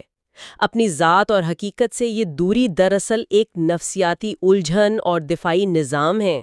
تو یہ جو آپ نے کہا کہ معاشرے کا مسلط کردہ مرض ہے، یہ وہ بات ہو گئی نا؟ ہاں، اور فینن اسے نفسیات کی زبان میں ایک خاص اصطلاح دیتا ہے، سوشیوجنی، یعنی سوشیوجینی۔ عام طور پر جب کسی کو کوئی نفسیاتی بیماری ہوتی ہے تو ہم کہتے ہیں دماغ کی کیمسٹری میں مسئلہ ہے۔ بالکل۔ لیکن سوشیوجنی کا مطلب یہ ہے کہ یہ فرد کا نہیں بلکہ سماجی ڈھانچے کا پیدا کردہ مسئلہ ہے۔ بیماری فرد کے اندر پیدا نہیں ہو رہی بلکہ معاشرے کے ڈھانچے میں ہے۔ اسے تھوڑا اور آسان کریں گے؟ اسے آپ یوں سمجھیں کہ اگر آپ ایک شخص کو ایسی جگہ رکھیں جہاں کی ہوا میں زہر ملا ہو اور پھر وہ شخص کھانسنے لگے تو کیا آپ یہ کہیں گے کہ اس کے پھیپھڑے خراب ہیں؟ نہیں، آپ کہیں گے کہ ہوا خراب ہے۔ یعنی معاشرے کی ہوا میں زہر ہے اور یہ رویے اس زہر کا نتیجہ ہیں۔ بالکل۔ فینن کہتا ہے کہ اگر آپ ایک سیاہ فام شخص کو اس کے اپنے قدرتی ماحول میں رکھیں تو اس میں کوئی احساس کمتری نہیں ہوتا، لیکن جیسے ہی وہ اس استحصالی ماحول میں قدم رکھتا ہے تو اس کا ذہن اس زہریلی ہوا کو اندر لے جانے پر مجبور ہو جاتا ہے۔ تو انسان بچنے کے لیے کیا کرتا ہے؟ وہ ایک ڈیفنس میکینزم بناتا ہے۔ جیسے میوٹ کی کہانی میں فینن بتاتا ہے کہ وہ اس بات پر کتنا فخر محسوس کرتی ہے کہ اس کی دادی سفید فام تھی۔ وہ بار بار اس بات کا ذکر کرتی ہے تاکہ وہ خود کو سیاہ فام دنیا سے الگ کر سکے۔ وہ اپنی حقیقت سے بھاگ رہی ہے۔ ہاں، اور مصنف اسے ایک ہذیانی کیفیت یا کانسٹلیشن آف ڈیلوژن قرار دیتا ہے، جس میں انسان مسلسل اپنی ذات کی نفی کرتا ہے۔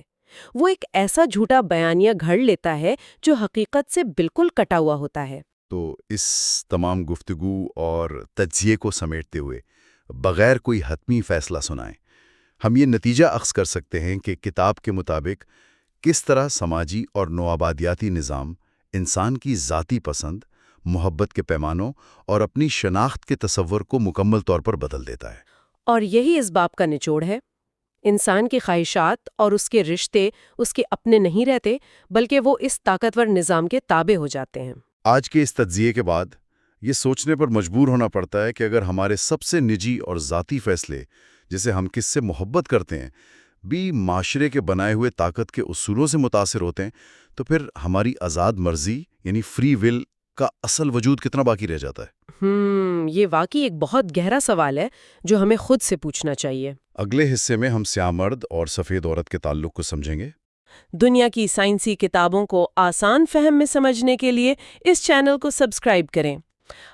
آج ہم اپنی اس تفصیلی گفتگو کے چوتھے حصے میں داخل ہو رہے ہیں، جو کہ فرانس فینن کی مشہور کتاب پر ہے۔ بالکل، فرانس فینن کی تہلکہ خیز کتاب بلیک سکن وائٹ ماسکس کے تفصیلی جائزے کا یہ حصہ 4 ہے، اور آج ہم ایک بہت ہی اہم اور سنساس موضوع پر بات کریں گے، یعنی سیاہ مرد اور سفید عورت۔ جی، اور یہ موضوع اس لیے بھی اہم ہے کیونکہ فینن نے اس میں سیدھے سادھے رشتوں کا ایک طرح سے نفسیاتی پوسٹ مارٹم کیا ہے۔ بالکل، ہمارا آج کا بنیادی مشن ہی یہ سمجھنا ہے کہ کس طرح کولونیل یا جو نو آبادیاتی نظام ہوتا ہے وہ انسان کی نفسیات کو اس حد تک مسخ کر دیتا ہے کہ محبت اور رشتے جیسے خالص فیصلے بھی ایک نفسیاتی کشمکش بن جاتے ہیں۔ میں سمجھتا ہوں کہ جب ہم کولونیل دور کی بات کرتے ہیں تو ہمیں اندازہ ہوتا ہے کہ تاریخی طور پر جو طاقت کا ایک غیر مساوی ڈھانچہ بن چکا تھا، اس نے انسانوں کی ذاتی زندگیوں، حتیٰ کہ ان کے بیڈ رومز تک رسائی حاصل کر لی تھی۔ یعنی محبت، جو کہ انسانی جذبات کی سب سے خالص شکل سمجھی جاتی ہے، وہ بھی محفوظ نہیں رہی؟ بالکل نہیں۔ اور اس پیچیدہ الجھن کو سمجھانے کے لیے فینن نے ایک مشہور مصنف رینے ماران کے ایک ناول کی مثال دی ہے۔ اس ناول کا مرکزی کردار ہے ژان ونوز۔ اچھا، یہ وہی کردار ہے نا جس کا تعلق کیریبین خطے سے ہے لیکن وہ فرانس کے شہر بورڈو میں رہتا ہے؟ جی ہاں، بالکل۔ ونوز اینٹیلیز سے ہے لیکن وہ بورڈو میں کافی عرصے سے مقیم ہے، اور وہ کوئی عام مزدور نہیں ہے۔ ہاں، وہ تو کافی اعلیٰ تعلیم یافتہ ہے۔ بالکل، وہ ادب اور فلسفے کا مطالعہ کرتا ہے، اور اس کا جو سارا حلقہ احباب ہے وہ پڑھے لکھے یورپی لوگوں پر مشتمل ہے۔ اور یہی ونوز ایک سفید فام فرانسیسی عورت آندرے ماریل سے محبت کرتا ہے۔ تو بظاہر تو یہ دو انسانوں کی ایک عام سی محبت کی کہانی لگتی ہے نا؟ بظاہر ایسا ہی لگتا ہے، لیکن فینن بتاتے ہیں کہ ونوز کے لیے آندرے ماریل سے تعلق قائم کرنا محض محبت نہیں ہے، بلکہ یہ ایک بہت بڑے نفسیاتی بوجھ کو اتارنے کی کوشش ہے۔ دیکھیں، اگر ہم اس دور کے بورڈو شہر کو ذہن میں رکھیں تو ایک سیاہ فام شخص کا یورپی اشرافیہ میں اٹھنا بیٹھنا اسے ویسے ہی ایک الگ حیثیت دے دیتا ہے۔ جی بالکل۔ تو جب ونوز اس سفید فام عورت کی طرف کھنچتا ہے تو میں سوچ رہی تھی کہ یہ محض جذباتی کشش تو نہیں ہو سکتی، ایسا لگتا ہے کہ اس کے لیے یہ محبت دراصل اس بات کا ثبوت ہے کہ وہ سفید محبت کے لائق قرار پا گیا ہے۔ آپ نے بالکل صحیح نقطہ اٹھایا ہے، وہ دراصل خود کو بلند کرنا چاہتا ہے۔ مطلب ہم اس کو ایسے سمجھ سکتے ہیں کہ جیسے کوئی شخص اندر سے خود کو غریب یا کمتر محسوس کرتا ہو اور وہ کوئی بہت مہنگی برانڈڈ گھڑی پہن لے تاکہ دنیا اسے امیر سمجھے۔ کیا بات ہے، یہ تو بہت ہی زبردست تشبیہ ہے نا؟ مطلب اس کا مقصد گھڑی سے ٹائم دیکھنا تھوڑی ہے، وہ تو بس اپنا ایک سوشل سٹیٹس یا سماجی رتبہ منوانا چاہتا ہے۔ تو کیا وینوس کے لیے وہ عورت بھی ایک ایسی ہی علامت بن چکی ہے؟ میں کہوں گا کہ 100% ایسا ہی ہے۔ وہ دراصل ایک سماجی علامت کو اپنے وجود کے ساتھ جوڑ رہا ہے۔ کتاب میں فینن نے ایک بہت ہی طاقتور اقتباس پیش کیا ہے اس حوالے سے۔ اچھا، وہ کیا ہے؟ فینن کہتا ہے کہ سیافہ مرد یہ محسوس کرتا ہے کہ جب وہ سفید عورت کو چھوتا ہے تو وہ دراصل سفید تہذیب، سفید خوبصورتی اور سفید وقار کو اپنی گرفت میں لے رہا ہوتا ہے۔ واہ، یہ تو بہت گہری بات ہے۔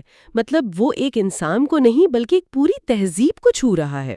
بالکل، ذرا اس کیفیت کو سمجھیں۔ نو آبادیاتی نظام نے صدیوں کی برین واشنگ سے اس کے لاشعور میں یہ بات بٹھا دی ہے کہ خوبصورتی اور وقار کا معیار صرف اور صرف سفید ہونا ہے۔ تو وہ اس محبت کے ذریعے اس معیار کو جیتنا چاہتا ہے۔ جی، وہ اس عورت کو ایک سیڑھی بنا کر خود کو انسانوں کی اس صف میں کھڑا کرنا چاہتا ہے جسے تاریخ نے ہمیشہ برتر قرار دیا ہے۔ یہ تو کتنی عجیب بات ہے کہ وہ اس عورت کی انفرادیت سے زیادہ اس کی نسل سے محبت کر رہا ہے۔ لیکن میرا ایک سوال ہے یہاں پر۔ جی بتائیں۔ اگر کوئی شخص محض ایک برانڈڈ گھڑی پہن لے تو کیا اس کا اپنا اندرونی کھوکھلاپن ختم ہو جاتا ہے؟ ظاہر نہیں۔ تو پھر وینوس جو اتنی محنت کر رہا ہے خود کو اس سطح پر لانے کے لیے، کیا یہ معاشرہ واقعی اسے ایک برابر کا انسان تسلیم کر لیتا ہے؟ کیونکہ ایک رشتہ بنا لینے سے وہ صدیوں پرانی متعصبانہ سوچ تو ختم نہیں ہو جائے گی نا؟ اور یہی وہ مقام ہے جہاں وینوس کا سب سے بڑا المیہ شروع ہوتا ہے، معاشرے کی قبولیت حاصل کرنے کی کوشش۔ تو وہ کیا کرتا ہے اس کے لیے؟ وہ اپنی محبت کے معاملے میں خود پر اعتماد ہی نہیں کر پاتا۔ وہ یہ فیصلہ خود کرنے کے بجائے اپنے ایک سفید فام دوست کولانج کو خط لکھتا ہے۔ ایک منٹ، وہ خط لکھ کر کیا کہتا ہے؟ وہ اس سے ایک طرح کی اجازت مانگتا ہے، توثیق یا ویلیڈیشن جسے ہم کہتے ہیں۔ وہ جاننا چاہتا ہے کہ کیا وہ اس لائق ہے کہ ایک یورپین عورت سے شادی کر سکے۔ یہ تو کتنی حیران کن تک متضاد بات ہے۔ بالکل، وہ اپنی زندگی کے سب سے اہم فیصلے کی کنجیاں بھی اسی معاشرے کے ہاتھ میں دے رہا ہے۔ یہ کتنی عجیب بات ہے کہ وہ شخص اسی شفاف سماج سے قبولیت کی بھیک مانگ رہا ہے جس کے برابر وہ کھڑا ہونا چاہتا ہے۔ اور آپ خود سوچیں، جب ایک کالونیل ذہنیت والا معاشرہ اس خط کا جواب دے گا تو وہ کیسا ہوگا؟ وہ تو ظاہر ہے ویسا ہی ہوگا۔ کولانج اسے کیا جواب دیتا ہے پھر؟ کولانج اسے کہتا ہے کہ تم ہمارے جیسے ہو، تم صرف دکھنے میں سیاہ فام ہو۔ مطلب تمہاری رنگت بس ایک حادثہ ہے۔ جی بالکل، وہ اسے بتاتا ہے کہ اندر سے تم بالکل ہمارے مہذب سانچے میں فٹ بیٹھتے ہو، اور یہ وہ جملہ ہے جو سیاہ فام مرد سننا چاہتا ہے۔ وہ اسے اپنی فتح سمجھتا ہے، حالانکہ دراصل وہ اس کی شناخت کو ہی مسترد کر رہا ہے۔ بالکل۔ لیکن فینن اس میں ایک اور تہلکہ خیز پہلو بھی بتاتے ہیں۔ وہ کہتے ہیں کہ بعض اوقات سفید عورت سے شادی کرنا ایک طرح کا فخریہ انتقام یا پراؤڈ ریونج بھی ہوتا ہے۔ فخریہ انتقام؟ اس کی ذرا وضاحت کریں۔ دیکھیں، تاریخی طور پر سفید فام حاکموں نے سیاہ فام لوگوں کا استحصال کیا۔ تو اب جب ایک سیاہ فام مرد کسی یورپی عورت کو اپناتا ہے تو لاشعوری طور پر وہ اس یورپی عورت کا آقا بننے کی کوشش کر رہا ہوتا ہے۔ یعنی وہ ان تاریخی مظالم کا بدلہ لے رہا ہے سفید تہذیب کو زیر کر کے۔ یہ تو ایک نا ختم ہونے والے دائرے میں پھنسنے والی بات ہے۔ بالکل، ایک طرف وہ قبولیت کی بھیک مانگ رہا ہے اور دوسری طرف انتقام لینا چاہتا ہے۔ لیکن یہ اتنی شدید نفسیاتی کشمکش پیدا کیوں ہوتی ہے؟ اس کی اصل وجہ وہ نفسیاتی زخم ہے جسے فینن ابینڈمنٹ نیوروٹک رویہ یا ترک کر دیے جانے کا خوف کہتے ہیں۔ ترک کر دیے جانے کا خوف؟ یعنی اسے لگتا ہے کہ اسے اکیلا چھوڑ دیا جائے گا؟ ہاں، وہ ہر جگہ خود کو غیر متعلق یا سپرفلو سمجھتا ہے۔ اسے لگتا ہے کہ دنیا میں اس کی کوئی جگہ نہیں ہے۔ وہ خود کو ہمیشہ دی ادر، یعنی ایک اجنبی وجود سمجھتا ہے۔ اچھا، تو ہم یہ کہہ سکتے ہیں کہ یعنی مسئلہ دوسرے کی نظر میں نہیں بلکہ اس شخص کے اپنے اندر ہے۔ بالکل صحیح کہا آپ نے۔ اسی لیے وہ خود کو سفید دنیا کی نظر سے دیکھتا ہے۔ فینن اسے سنڈریلا کمپلیکس سے بھی جوڑتے ہیں۔ Cinderella complex? وہ کیسے؟ جیسے سنڈریلا کو لگتا تھا نا کہ وہ راکھ میں ہے اور اسے بچانے کے لیے کوئی مسیحا یا محل چاہیے، ویسے ہی اسے لگتا ہے کہ سفید دنیا میں داخل ہو کر ہی وہ اس کمتری کے احساس سے نجات پا سکتا ہے۔ مطلب وہ اپنے ہونے کو قبول ہی نہیں کر پا رہا۔ یہ تو ایک شدید قسم کے شناخت کے بحران یا آئیڈینٹی کرائسس کو جنم دیتا ہوگا۔ اور دیتا ہے۔ فینونس خود کو فرانسیسی ثابت کرنے کی ہر ممکن کوشش کرتا ہے۔ وہ کہتا ہے کہ میں فرانسیسی زبان میں سوچتا ہوں، فرانس میرا مذہب ہے۔ واہ، یہ تو ایک طرح سے اپنی پوری تاریخ کو مٹا دینے والی بات ہے۔ اور اس بحران کی سب سے بڑی علامت یہ ہے کہ وہ خود کو دوسرے جو اصلی سیاہ فام ہیں ان سے الگ ثابت کرنے کی کوشش کرتا ہے۔ یعنی وہ اپنے ہی لوگوں سے دور بھاگتا ہے تاکہ یورپی اسے قبول کر لیں۔ جی، وہ دکھانا چاہتا ہے کہ میں ان جیسا جنگلی نہیں ہوں، بلکہ میں مہذب ہوں۔ لیکن مسئلہ یہ ہے کہ سفید دنیا اسے مکمل طور پر قبول نہیں کرتی۔ اور وہ اپنی دنیا کو خود رد کر چکا ہے۔ بالکل، تو وہ کہیں کا نہیں رہتا۔ یہ اس کے ماحول اور اس کے اندرونی تصادم کی ایک نیوروٹک عادت ہے۔ ہاں، یہ تو بالکل ایسا ہی ہے جیسے کوئی ایسا ماسک پہن لے جو نہ تو اس کے چہرے پر فٹ آتا ہو اور نہ ہی اسے اتارنے کی ہمت ہو، اور آخرکار وہ بھول جائے کہ اس کا اصلی چہرہ کون سا تھا۔ یہ بہت ہی خوبصورت اور طاقتور تشبیہ دی ہے آپ نے۔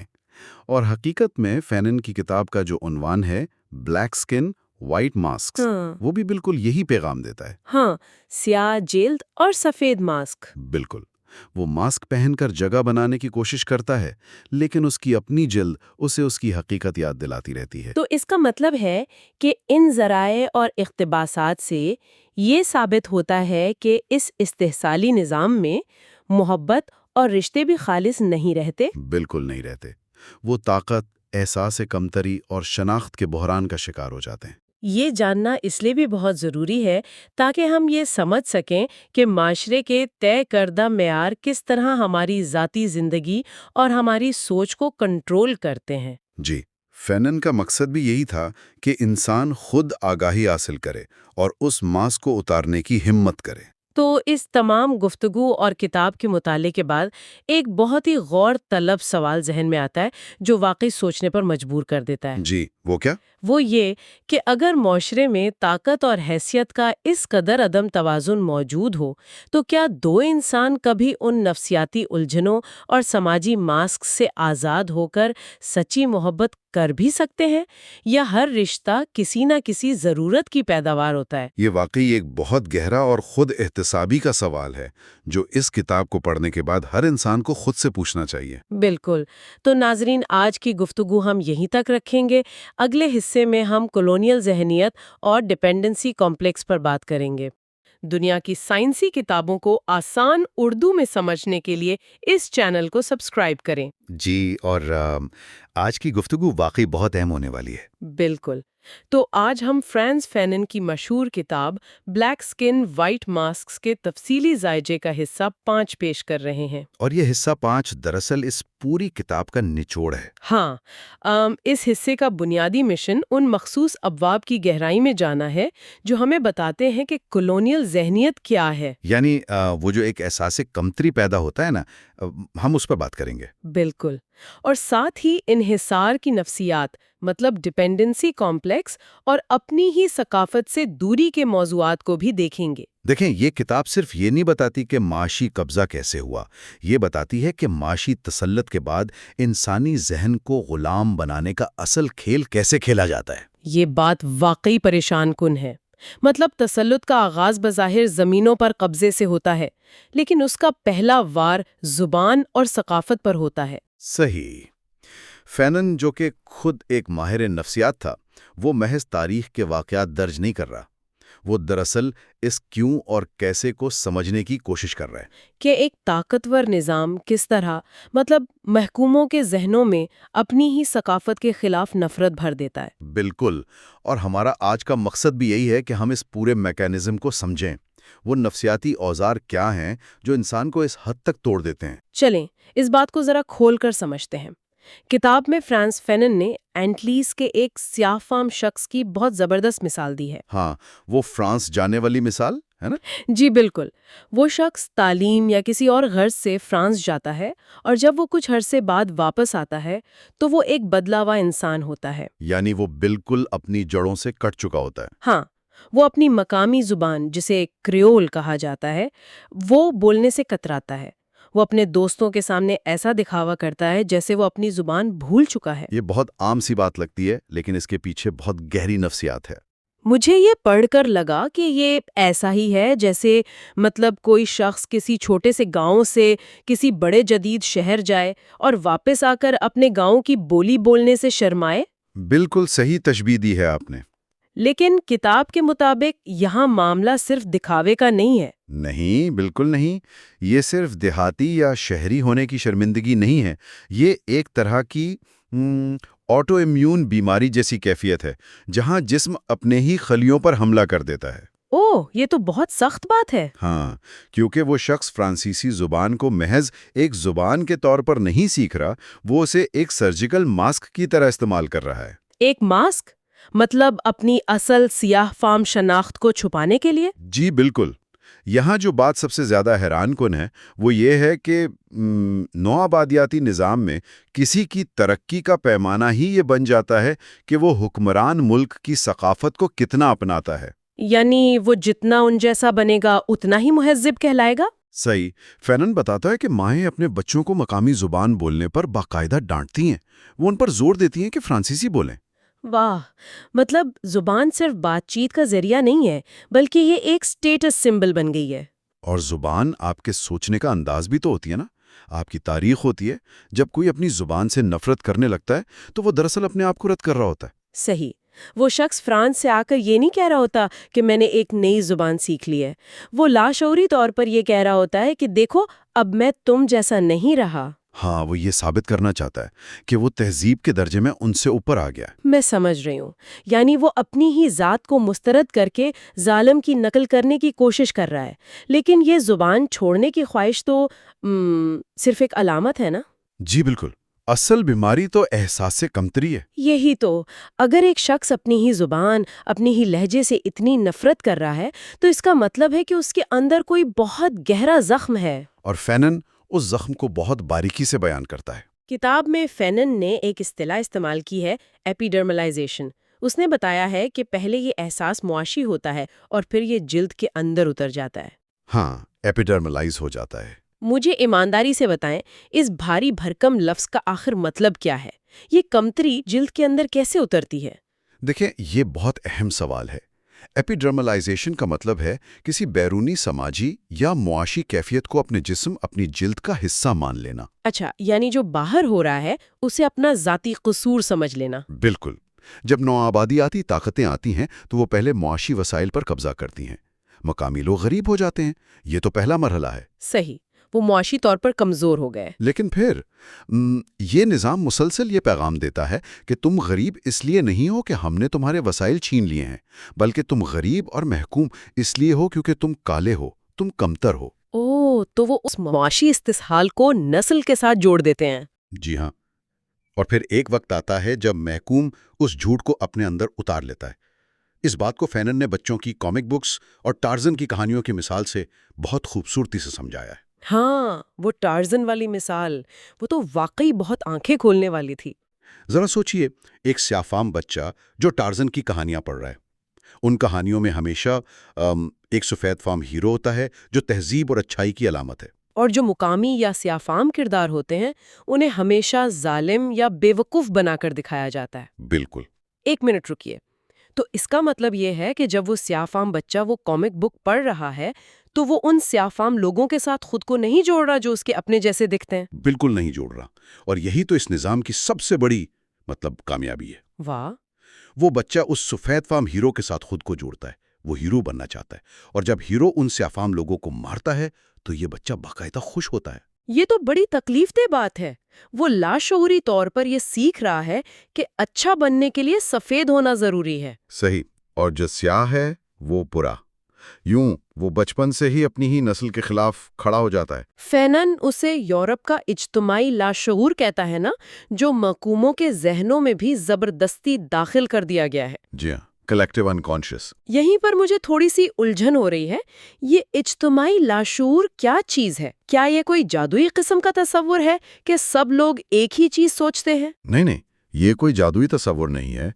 اسے آپ یوں سمجھیں جیسے وہ ہوا جس میں ہم سانس لیتے ہیں، یا ہمارے معاشرے کی وہ ڈیفالٹ سیٹنگز جو ہمیں بتائے بغیر ہمارے ذہنوں میں فیڈ کر دی جاتی ہیں۔ اچھا، یعنی وہ کہانیاں اور محاورے جو ہم بچپن سے سنتے آ رہے ہوتے ہیں۔ بالکل، اجتماعی لاشعور ان کہانیوں، فلموں اور علامتوں کا مجموعہ ہے جو ایک معاشرہ صدیوں میں بناتا ہے۔ تو یورپ کے اجتماعی لاشعور میں کیا تھا؟ یورپ میں صدیوں سے سفید رنگ کو پاکیزگی، روشنی اور اچھائی سے جوڑا گیا ہے، جبکہ سیاہ رنگ کو گناہ، تاریکی اور خوف کے ساتھ نتھی کیا گیا ہے۔ اور مسئلہ تب پیدا ہوتا ہے جب یہ یورپی سیٹنگز ان کالونیز پر تھوپتی جاتی ہیں۔ جی، فینا کہتا ہے کہ المیہ یہ ہے کہ سیاہ فام فرد نے بھی یورپ کے اس لاشعور کو اپنا لیا ہے، اور وہ خود اپنی سیاہ رنگت کو ایک گناہ سمجھنے لگا ہے۔ تو اس سب کا آخر مطلب کیا ہے؟ اس کا مطلب تو یہ ہوا کہ محکوم نے اپنی ہی نظریں کھو دی ہیں اور اب وہ خود کو ظالم کی آنکھوں سے دیکھ رہا ہے۔ بالکل صحیح کہا آپ نے۔ مجھے وہ واقعہ یاد آ رہا ہے جو فینون نے کتاب میں لکھا ہے، جب وہ فرانس میں ایک ٹرین میں تھا اور ایک سفید فام بچہ اسے دیکھ کر اپنی ماں سے کہتا ہے کہ دیکھو ایک حبشی، مجھے ڈر لگ رہا ہے۔ ہاں، وہ کتاب کا بہت ہی جذباتی حصہ ہے۔ فینو لکھتا ہے کہ اس ایک جملے سے اس کا اپنا جسمانی تصور ریزہ ریزہ ہو گیا۔ وہ محسوس کرتا ہے کہ اس کا وجود اب اس کا اپنا نہیں رہا۔ وہ ان سفید فام لوگوں کی نظروں کا قیدی بن گیا ہے۔ فینن اسے تیسرے شخص کے زاویے سے جینا کہتا ہے۔ یہ کتنی خوفناک بات ہے کہ آپ کی شناخت کوئی دوسرا طے کر رہا ہو۔ وہ انسان اندر سے بالکل ٹوٹ چکا ہوتا ہے۔ اور ذرا سوچئے، جب ایک پورا معاشرہ اس شدید نفسیاتی صدمے اور احساس کمتری کا شکار ہو جائے تو کیا نوآبادیاتی طاقتیں یہ مانتی ہیں کہ یہ انہوں نے کیا ہے؟ ظاہر ہے نہیں، وہ کبھی اپنا قصور نہیں مانیں گی۔ بالکل، وہ اپنے اس ظلم پر پردہ ڈالنے کے لیے سائنس اور نفسیات کا سہارا لیتی ہیں۔ یہاں آ کر بات واقعی بہت دلچسپ ہو جاتی ہے، کیونکہ یہیں سے وہ نام نہاد علمی کھیل شروع ہوتا ہے، اور میری اس پر بڑی شدید تنقید بھی ہے۔ آپ مونونی والی بات کر رہی ہیں نا؟ جی ہاں، میں کتاب پڑھتے ہوئے واقعی حیران تھی جب او میمونی کا ذکر آیا۔ کیا یہ کلونیل طاقتوں کی سب سے بڑی اور شاطرانہ چال نہیں ہے کہ وہ دعویٰ کریں کہ محکوم لوگ دراصل خود ہی غلام بننا چاہتے تھے؟ یہ اس پورے نظام کی سب سے خطرناک منطق ہے۔ کسی کا غلام بننا چاہتی ہے؟ یہ تو انتہائی عجیب بات ہے۔ اس سے ایک اہم سوال پیدا ہوتا ہے، اور فینن نے بھی بالکل اسی شدت سے اس کا جواب دیا ہے۔ تو منونی کا نظریہ اصل میں تھا کیا؟ انہوں نے ایک فرانسیسی ماہر نفسیات تھا جس نے میڈاگاسکر کے لوگوں پر ایک تحقیق کی اور اپنا مشہور انحصار کی نفسیات یا ڈپینڈنسی کمپلیکس کا نظریہ پیش کیا۔ اچھا، تو اس نے کیا نتیجہ نکالا؟ اس کا استدلال یہ تھا کہ میڈاگاسکر کے لوگوں کے اندر پہلے سے ہی ایک لاشعوری ضرورت موجود تھی کہ کوئی آقا ان کی رہنمائی کرے۔ یہ تو بالکل مظلوم کو ہی مورد الزام ٹھہرانے والی بات ہوئی۔ جی، منونی کا دعویٰ تھا کہ جب فرانسیسی وہاں پہنچے تو مقامی لوگوں نے نفسیاتی طور پر راحت محسوس کی، کیونکہ انہیں فیصلے کرنے کی ذمہ داری سے نجات مل گئی۔ واہ، مطلب وہ یہ ثابت کرنے کی کوشش کر رہا تھا کہ فرانسیسیوں نے انہیں غلام نہیں بنایا، بلکہ انہوں نے خود فرانسیسیوں کو اپنا آقا چنا ہے۔ بالکل، جیسے ہم آج وکٹم بلیمنگ کہتے ہیں۔ تو فینن نے اس بے بنیاد دعوے کا کیا جواب دیا؟ کتاب اس بارے میں کیا کہتی ہے؟ فینن نے اس نظریے کو حقائق سے مکمل طور پر تباہ کر دیا۔ فینن کا موقف بالکل واضح تھا کہ کالونیز کے لوگوں میں، چاہے وہ میڈاگاسکر ہو یا کوئی اور جگہ، کوئی پیدائشی یا فطری انحصار کا کمپلیکس موجود نہیں تھا۔ یعنی یہ سب گوروں کے آنے کے بعد شروع ہوا؟ جی، فینن نے سمجھایا کہ جب گورے وہاں آئے تو انہوں نے مقامی لوگوں کی سماجی ساخت، ان کے رواج اور ان کے معاشی نظام کو مکمل طور پر ختم کر دیا۔ تو جب آپ کسی قوم کا پورا نظام اکھاڑ پھینکتے ہیں، ان کا سب کچھ چھین لیتے ہیں، تو ظاہر ہے ان کے اندر عدم تحفظ تو پیدا ہوگا نا؟ بالکل، انہیں روزمرہ کی بقا کے لیے اپنے اوپر منحصر کر دینا یہ کوئی فطری چیز نہیں تھی، یہ اسی کالونیل نظام کی پیدا کردہ کیفیت تھی۔ یعنی پہلے ان کی ٹانگیں توڑ دو اور پھر کہو کہ دیکھو یہ تو چلنے کے قابل ہی نہیں ہے اور انہیں بے ساکھیوں کی ضرورت ہے۔ یہ بالکل درست مثال ہے، اور جب کوئی نظام اپنے ظلم کو سائنس کا نام دے دے تو عام انسان کے لیے اس سے لڑنا تقریباً ناممکن ہو جاتا ہے۔ یہ بہت ہی خوفناک حد تک سوچا سمجھا منصوبہ لگتا ہے، اور اس سارے عمل کا آخری نتیجہ کیا نکلتا ہے؟ کتاب کے مطابق اس کا اختتام ایک مکمل ذہنی غلامی پر ہوتا ہے۔ کالونیل فرد کے ذہن میں ایک ایسی کالونی بن جاتی ہے جو زمین پر موجود کالونی سے بھی زیادہ مضبوط ہوتی ہے۔ مطلب وہ شخص ہر وقت اس سفید فام دنیا سے اپنی انسانیت کی توثیق مانگنے لگتا ہے۔ وہ اس وقت تک مطمئن نہیں ہوتا جب تک اسے غاصب کی طرف سے قبولیت نہ مل جائے۔ کیا ایسا ہی ہے؟ جی، اگر ہم اسے بڑی تصویر سے جوڑ کر دیکھیں تو یہ صرف ایک دور کی یا صرف سیاہ افراد کی کہانی نہیں رہتی۔ تو پھر یہ کیا ہے؟ یہ اس بات کی نشاندہی ہے کہ جب کوئی طاقتور نظام کسی انسان کو اس کی اصلیت میں قبول کرنے سے انکار کر دے تو وہ شخص اپنی ذات سے بیگانہ ہو جاتا ہے۔ اس کے اندر سے خود اعتمادی ختم ہو جاتی ہے۔ بالکل، وہ اپنا وجود، اپنی اہمیت، سب کچھ دوسروں کی نظروں میں تلاش کرنے لگتا ہے، اور چونکہ وہ طاقتور کی توقع پر کبھی پورا نہیں اتر سکتا، اس لیے وہ ایک مستقل بے چینی کا شکار رہتا ہے۔ وہ ایک ایسا سایہ بن کر رہ جاتا ہے جو بس کسی دوسرے انسان کی نقل کر رہا ہوتا ہے۔ یہ وہ ذہنی جیل ہے جہاں کوئی زنجیریں نظر نہیں آتی، لیکن قیدی خود اپنے ذہن کا پہرے دار بن جاتا ہے۔ 100% درست بات کی آپ نے۔ یہ ساری باتیں بہت گہری ہیں، اور اگر ہم آج کے دور کے حوالے سے سوچیں تو رونگٹے کھڑے ہو جاتے ہیں۔ آج بظاہر کوئی نوآبادیاتی طاقت براہ راست حکومت نہیں کر رہی، لیکن میڈیا اور معلومات کا بہاؤ تو ہے نا؟ بالکل۔ خوبصورتی کے عالمی معیار اور کامیابی کی تعریفیں آج بھی کہیں اور سے طے ہو رہی ہیں۔ آج بھی بہت سی قومیں لاشعوری طور پر یہ محسوس کرتی ہیں کہ مہذب کہلانے کے لیے انہیں مغربی معیار پر پورا اترنا ہوگا۔ آج بھی اپنی زبان بولتے ہوئے ہچکچاہٹ محسوس ہوتی ہے، اور غیر ملکی زبان بولنے کو قابلیت سمجھا جاتا ہے۔ یہ سب ہمیں ایک بہت ہی گہرے اور چپتے ہوئے سوال کی طرف لے جاتا ہے۔ جی، ہمیں سوچنا چاہیے کہ اگر ہمارے نظریات، ہماری خواہشات اور یہاں تک کہ ہمارا احساس کمتری بھی ہمارے ارد گرد موجود اس طاقتور نظام کا پیدا کردہ ہے، تو پھر ہمارے اندر ہمارا اپنا کیا ہے؟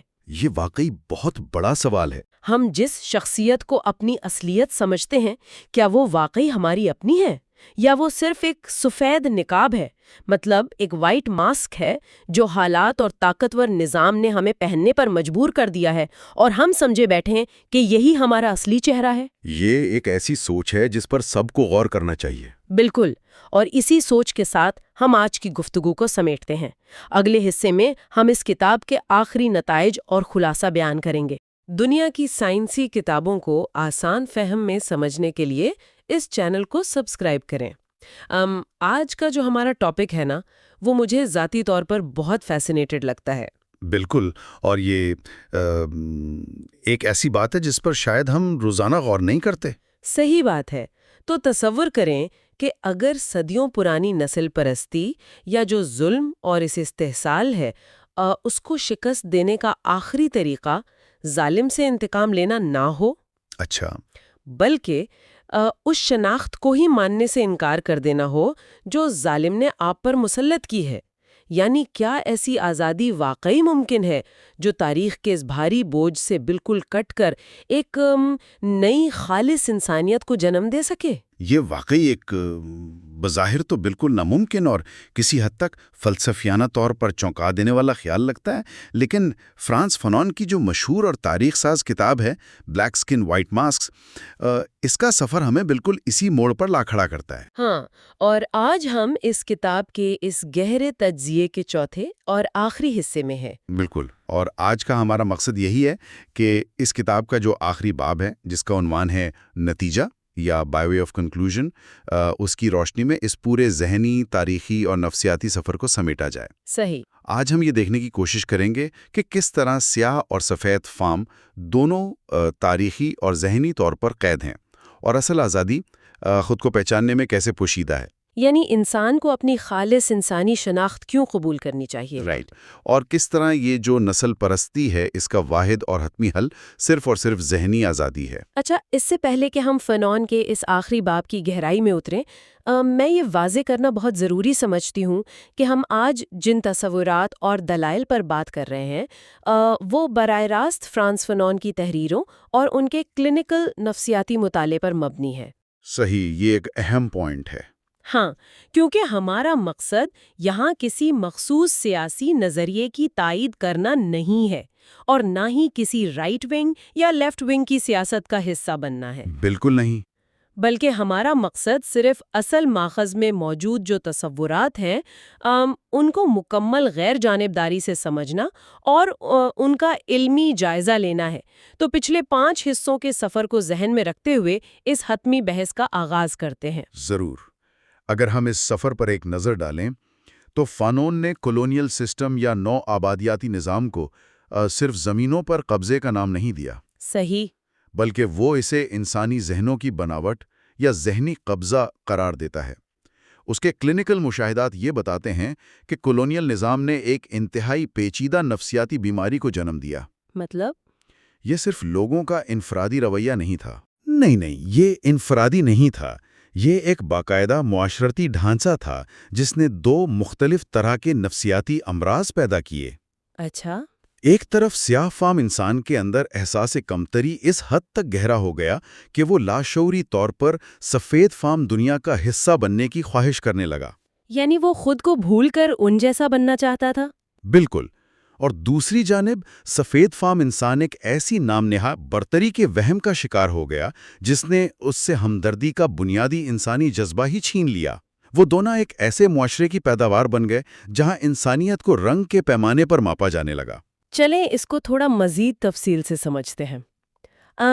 میں سوچ رہی تھی کہ کیا یہ ایسا نہیں ہے کہ دونوں گروپس یعنی سیاہ فام اور سفید فام ایک ایسے ڈرامے کے اداکار بن گئے ہیں جس کا اسکرپٹ ان کے آباء و اجداد نے لکھا تھا؟ واہ، کیا خوبصورت مثال دیا آپ نے. ہاں، کیونکہ دونوں اپنی اپنی شرائط کے تحت اس اسکرپٹ سے باہر نکلنے سے ڈرتے ہیں.